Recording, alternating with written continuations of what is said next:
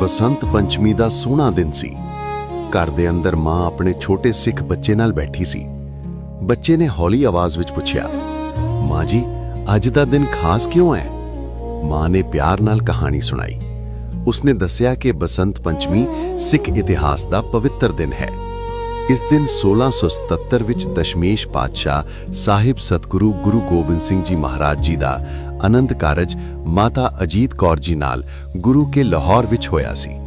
ਮਾਂ ਨੇ ਸਮਝਾਇਆ ਕਿ ਇਸ ਲਈ ਇਹ ਦਿਨ ਪਾਤਸ਼ਾਹ ਜੀ ਦੀ ਵਰ੍ਹੇਗੰਢ ਵਜੋਂ ਮਨਾਇਆ ਜਾਂਦਾ ਹੈ, ਜੋ ਇਸ ਵਾਰ 23 ਜਨਵਰੀ ਨੂੰ ਆ ਰਹੀ ਹੈ।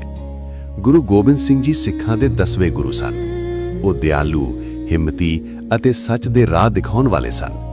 ਉਹਨਾਂ ਦਾ ਵਿਆਹ ਸਾਦਗੀ ਅਤੇ ਗੁਰੂ ਘਰ ਦੀ ਮਰਿਆਦਾ ਨਾਲ ਹੋਇਆ। ਬੱਚਾ ਧਿਆਨ ਨਾਲ ਸੁਣਦਾ ਰਿਹਾ।